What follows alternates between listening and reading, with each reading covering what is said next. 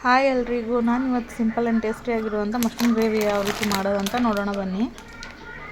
ನಾನು ಇದರಲ್ಲಿ 2 mushroom packet ತೊಗೊಂಡಿದ್ದೀನಿ. ಅದನ್ನ ನೀಟಾಗಿ ಕ್ಲೀನ್ ಮಾಡ್ಕೊಂಡು ಇಟ್ಕೋಬೇಕು. ನೆಕ್ಸ್ಟ್ ಒಂದು ಬಾಣಲಿ ತೊಗೊಂಡು ಅದಕ್ಕೆ ಆಯಿಲ್ ಹಾಕಿ ಆಯಿಲ್ ಬಿಸಿ ಮಾಡ್ಕೋಬೇಕು. ನೆಕ್ಸ್ಟ್ ಸ್ವಲ್ಪ ಒಗ್ಗರಣೆ ಈರುಳ್ಳಿ ಹಾಕ್ಕೊಳ್ಳೋಣ. ಈರುಳ್ಳಿ ಗೋಲ್ಡನ್ ಫ್ರೈ ಆಗೋ ತನಕ ನಾವು ಅಷ್ಟರಲ್ಲಿ ಮಸಾಲೆ ಅದನ್ನು ಬೇಕು ರುಬ್ಕೊಳ್ಳೋಣ. ಮೊದಲು ಬೆಳ್ಳುಳ್ಳಿ ತೊಗೊಂಡಿದ್ದೀನಿ. ನೆಕ್ಸ್ಟ್ ಹಸಿಮೆಣಸಿನ್ಕಾಯಿ ಹಾಗೆ ಟೊಮೊಟೊ ಹಾಕೋತಾ ಇದ್ದೀನಿ. ನೆಕ್ಸ್ಟ್ ಸ್ವಲ್ಪ ಗೋಡಂಬಿ ಹಾಕೋತಾ ಇದ್ದೀನಿ. ಇದೆಲ್ಲ ನೀಟಾಗಿ ಪೇಸ್ಟ್ ಮಾಡ್ಕೊಂಡು ಬರೋಣ. ನೋಡಿ, ಈ ರೀತಿ ನೀಟಾಗಿ ರುಬ್ಕೋಬೇಕು. ನೆಕ್ಸ್ಟ್ ಇಷ್ಟೆಲ್ಲ ಆಗಲಿ ಈರುಳ್ಳಿ ಎಲ್ಲ ಫ್ರೈ ಆಗಿದೆ. ಇವಾಗ ಮಸಾಲೆ ಎಲ್ಲ ಆ್ಯಡ್ ಮಾಡ್ಕೊಳ್ಳೋಣ. ಇದಕ್ಕೆ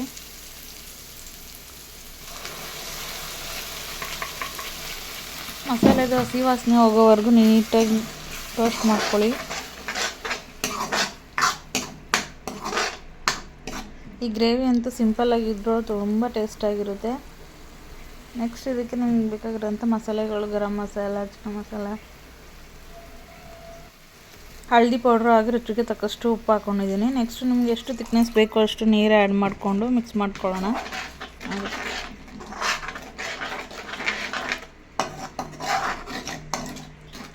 ನೀವು ಕೂಡ ಮನೆಯಲ್ಲಿ ಒಂದು ಸಲ ಟ್ರೈ ಮಾಡಿ ಹೇಗೆ ಬಂತು ಅಂತ ಕಮೆಂಟಲ್ಲಿ ತಿಳಿಸಿ. ನೋಡಿ, ಈ ರೀತಿ ನೀಟಾಗಿ ಎಲ್ಲನೂ ಮಿಕ್ಸ್ ಮಾಡಿಕೊಂಡು ಬೇಯಿಸ್ಕೋಬೇಕು. ನೆಕ್ಸ್ಟು ಮಶ್ರೂಮ್ನೆಲ್ಲ ನೀಟಾಗಿ ಕ್ಲೀನ್ ಮಾಡ್ಕೊಂಡು ಇಟ್ಕೋಬೇಕು. ಈ ಥರ ಕಟ್ ಮಾಡ್ಕೋಬೇಕು. ನೋಡಿ ಯಾವ ರೀತಿ ಕ್ಲೀನ್ ಮಾಡಿ ಇಟ್ಕೋತೀನಿ. ನೋಡಿ, ಈ ಥರ ಕಟ್ ಮಾಡಿ ವಾಶ್ ಮಾಡಿ ಇಟ್ಕೋಬೇಕು.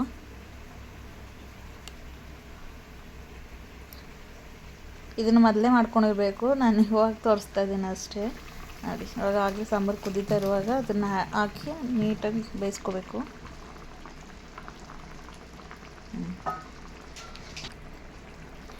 ಇದನ್ನೆಲ್ಲ ಚೆನ್ನಾಗಿ ಮಿಕ್ಸ್ ಮಾಡ್ಕೊಳ್ಳೋಣ.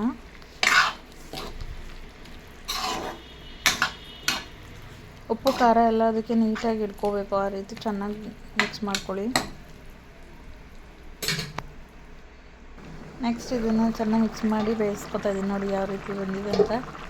ಆಲ್ಮೋಸ್ಟ್ ರೆಡಿ ಆಗಿದೆ ಇದು. ಮಶ್ರೂಮ್ ಎಲ್ಲ ನೋಡಿ ಎಷ್ಟು ನೀಟಾಗಿ ಬೆಂದಿದೆ ಅಂತ.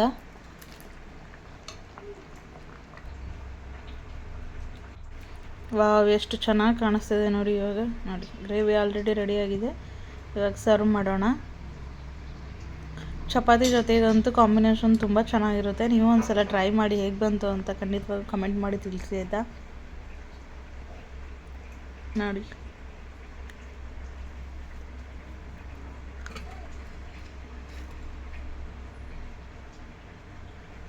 ನೋಡಿದ್ರೇ ತಿನ್ಬೇಕು ಅನಿಸ್ತದೆ ಅಲ್ಲ.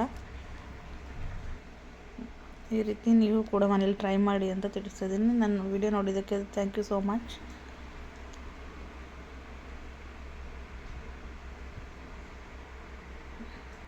ಬನ್ನಿ ಹೇಗಿದೆ ಅಂತ ಟೇಸ್ಟ್ ಮಾಡಿ ಹೇಳ್ತೀನಿ.